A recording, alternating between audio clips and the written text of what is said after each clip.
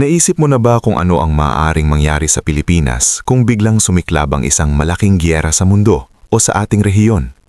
Handa ba tayo sa mga posibleng epekto nito sa pagkain, trabaho, gasolina at pang-araw-araw na buhay? Maraming Pilipino ang nag-aakala na kapag may giyera sa ibang bansa ay hindi ito direktang makakaapekto sa atin. Ngunit ayon sa mga economic analysts, kahit malayo ang labanan, maaari pa ring maramdaman ng Pilipino dahil ang bansa ay nakadepende sa imported na langis, pagkain at global trade routes.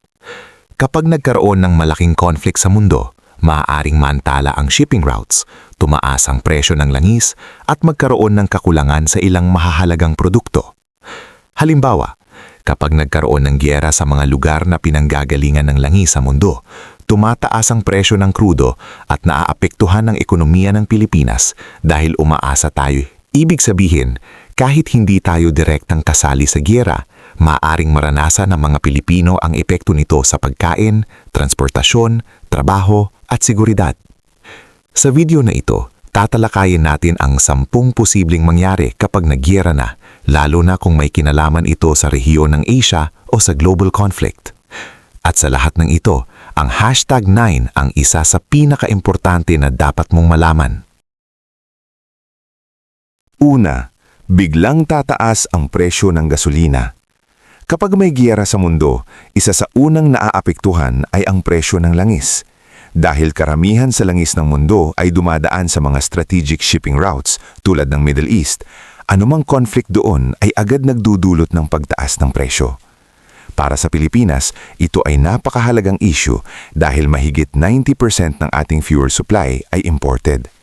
Kapag tumaas ang presyo ng krudo sa world market, agad itong mararamdaman sa mga gas station sa bansa tulad ng Petron, Shell at Caltex. Sa bawat linggo, makikita ng mga motorista ang pagtaas ng presyo ng gasolina at diesel. Kapag mahal ang gasolina, domino effect ito sa buong ekonomiya. Tataas ang pamasahe ng jeep, bus at tricycle. Mas mahal ang transportasyon ng pagkain mula probinsya papuntang lungsod. Mas mahal ang delivery ng produkto sa mga supermarket tulad ng SM Supermarket at Robinson Supermarket. Ang resulta, mas mahal ang halos lahat ng bilihin, mula sa gulay hanggang sa pagkain sa karinderya. Sa madaling salita, kahit hindi ka sundalo o nasa giyera, maaari mong maramdaman ang epekto nito tuwing magbabayad ka ng gasolina o bibili ng pagkain. Pangalawa, posibleng magmahal ang pagkain. Ang isa sa pinakamalaking epekto ng giyera ay ang pagtaas ng presyo ng pagkain. Kapag may conflict, madalas na naaantala ang international shipping at supply chains. Kapag nangyari ito, nagiging mahirap mag-angkat ng ilang produkto.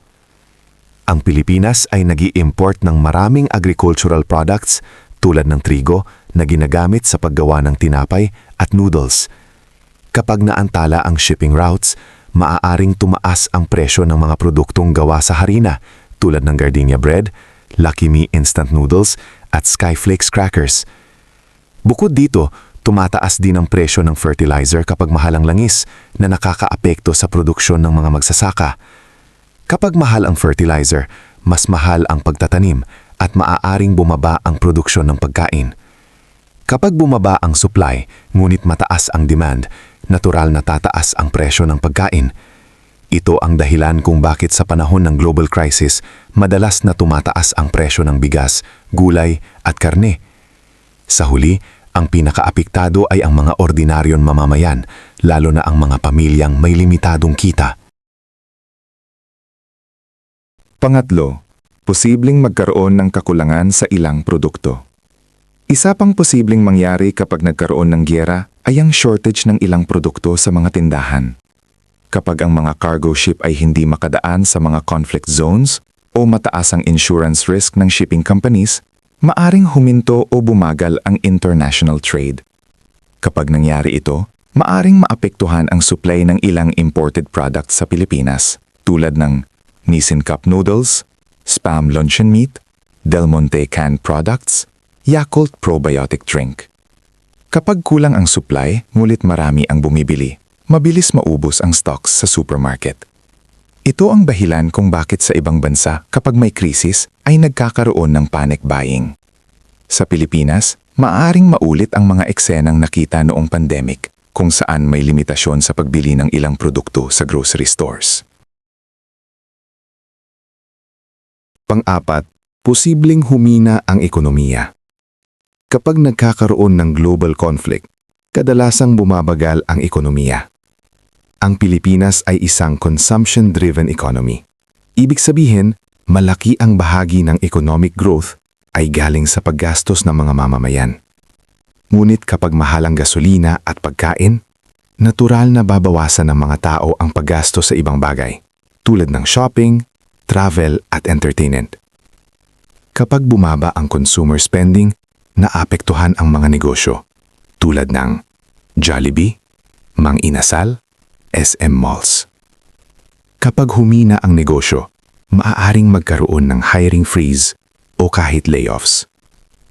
Ito ang dahilan kung bakit ang global conflict ay maaaring magdulot ng economic slowdown kahit sa mga bansang hindi direktang kasali sa giyera.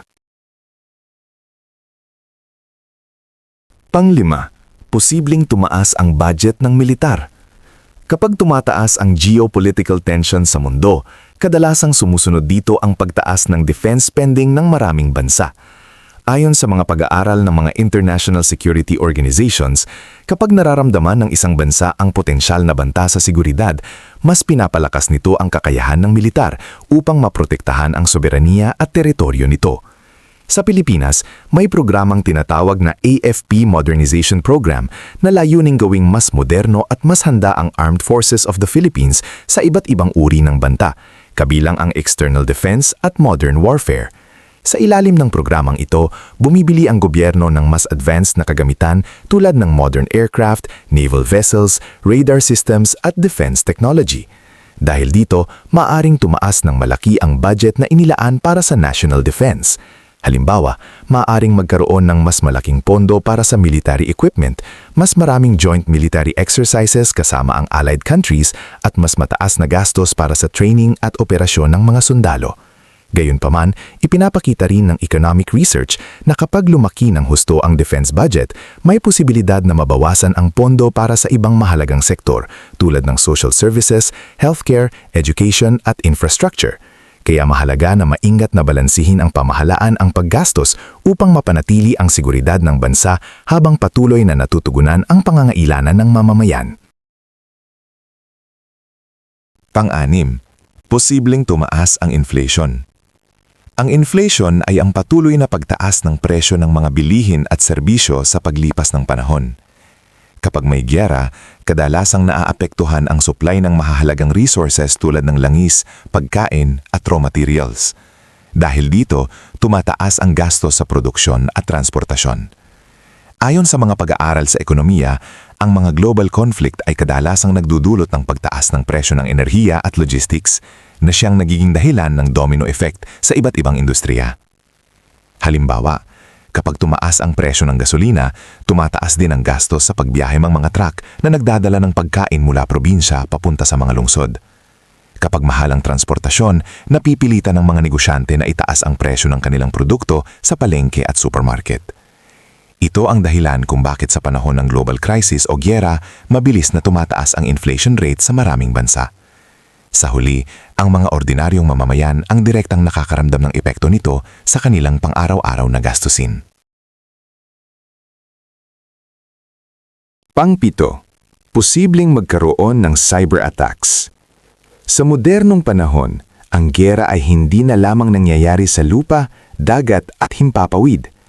Ayon sa maraming pag-aaral sa larangan ng cybersecurity, lumalawak na rin ito sa tinatawag na cyber warfare, kung saan ang mga hacker o digital attackers ay tinatarget ang mahahalagang computer systems ng isang bansa. Layunin nitong pahinain ang kakayahan ng gobyerno at magdulot ng kaguluhan sa pang-araw-araw na buhay ng mga mamamayan. Ilan sa mga pangunahing target ng cyber attacks ay ang power grid, communication networks at banking systems. Kapag napasok o nahack ang mga sistemong ito, maaring magkaroon ng malawakang power outages, pagkawala ng internet at signal, at maging problema sa pag-withdraw ng pera o paggawa ng financial transactions. Ayon sa International Security Research, Ang ganitong uri ng digital attack ay kayang magdulot ng malaking pinsala kahit walang pisikal na labanan. Kaya sa panahon ng modernong digmaan, hindi lamang armas ang ginagamit, pati teknolohiya at impormasyon ay nagiging sandata rin. Pangwalo, posibleng maapektuhan ang OFWs. Mahigit 10 milyong Pilipino ang nagtatrabaho sa iba't ibang bansa, lalo na sa mga lugar sa Middle East tulad ng Saudi Arabia, United Arab Emirates at Qatar. Ayon sa mga ulat ng International Organization for Migration, IOM, at Department of Migrant Workers, DMW, malaking bahagi ng ekonomiya ng Pilipinas ang nakasalalay sa remittances ng mga overseas Filipino workers. Ngunit, kapag nagkaroon ng giyera o armadong tensyon sa mga rehiyong ito, isa sa mga unang naaapektuhan ay ang kaligtasan at kabuhayan ng mga OFWs. Kapag lumalala ang conflict, maraming kumpanya ang nagsasara o nagbabawas ng empleyado, kaya maaaring mawala ng trabaho ang mga Pilipino roon. Bukod pa rito, nagiging peligroso rin ang kanilang pananatili dahil sa posibilidad ng airstrikes, kaguluhan o kakulangan sa supply ng pagkain at tubig. Sa ilang pagkakataon, napipilitan ng pamahalaan ng Pilipinas na magsagawa ng emergency evacuation upang iligtas ang mga kababayan mula sa conflict zones. Kaya sa panahon ng digmaan, hindi lamang bansa ang naapektuhan, pati ang milyong-milyong pamilyang Pilipino na umaasa sa OFWs. Pangsyam, posibleng magkaroon ng food security crisis, pinaka-importante. Ito ang isa sa pinakadelikadong epekto ng giyera na maaaring maranasan ng maraming bansa sa buong mundo. Kapag nagkaroon ng malawakang conflict sa pagitan ng malalaking bansa, hindi lamang militar at ekonomiya ang apektado, pati ang supply ng pagkain sa buong mundo ay maaaring matinding maapektuhan. Ayon sa mga pag-aaral ng mga international organizations tulad ng FAO at World Bank, ang mga digmaan at geopolitical tensions ay kadalasang nagdudulot ng pagkasira ng global food supply chains.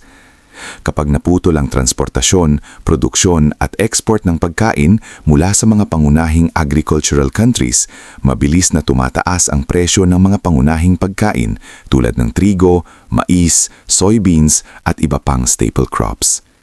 Para sa Pilipinas, ito ay isang seryosong panganang ating pagkain ay inaangkat mula sa ibang bansa. Halimbawa, umaasa ang bansa sa imported wheat para sa tinapay at noodles at sa imported soybeans para sa animal feeds. Kapag nagkaroon ng global conflict, maaaring maantala ang shipping routes at tumaas ang gastos sa importasyon. Dahil dito, posibleng magkaroon ng kakulangan sa pagkain at biglaang pagtaas ng presyo sa mga palengke at supermarket. Kapag patuloy na tumataas ang presyo at nagiging limitado ang supply ng pagkain, maaaring magdulot ito ng matinding hirap sa mga pamilya at maging dahilan ng social unrest o kaguluhan sa maraming bansa. Kaya mahalagang paghandaan ito ng bawat bansa. Pang-10, posibleng magbago ang pang-araw-araw na buhay. Sa panahon ng giyera, kahit ang ordinaryong pamumuhay ng mga tao ay maadaring magbago ng malaki. Ayon sa mga pag-aaral sa kasaysayan at ekonomiya, karaniwan na ang pagpapatupad ng fuel conservation policies, limitasyon sa paggamit ng enerhiya at pagbabago sa work schedules upang matiyak na sapat ang supply para sa mahahalagang serbisyo. Maaari ring magkaroon ng rationing o kontrol sa presyo ng ilang produkto. Dahil dito, ang mga simpleng gawain tulad ng pag-commute, pamimili at paglalakbay ay maaaring maging mas mahal, mas mahirap o mas matagal gawin. Ipinapakita ng mga karanasan ng iba't ibang bansa na ang giyera ay hindi lamang laban ng mga sundalo, ramdam din ito sa araw-araw na buhay ng ordinaryong mamamayan. Pangwakas na kaisipan. Ang giyera ay hindi lamang labanan ng mga sundalo sa battlefield. Ito ay isang malawak na krisis na maaaring makaapekto sa ekonomiya, supply ng pagkain, presyo ng enerhiya, at pang-araw-araw na buhay ng milyong-milyong tao kahit sa mga bansang hindi direktang kasali sa digmaan. Ayon sa mga pag-aral ng mga international economic organizations at global research groups, ang mga digmaan ay kadalasang nagdudulot ng pagtaas ng presyo ng pagkain, krisis sa fuel supply at paghina ng pandaigdigang ekonomiya. Para sa Pilipinas, mahalagang maging handa sa mga posibleng epekto nito.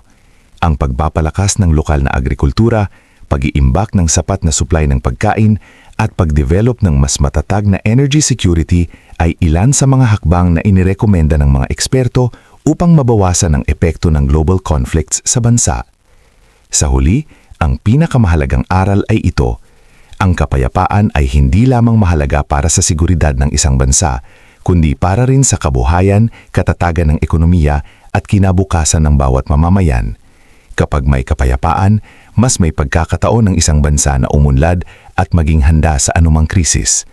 Kung nagustuhan mo ang video na ito at nakatulong ito sa iyo, mangyaring i-like, mag-subscribe at i-share. Ang inyong suporta ay tumutulong sa amin na patuloy na gumawa ng magagandang content upang kayo ay mabigyan ng kaalaman at inspirasyon.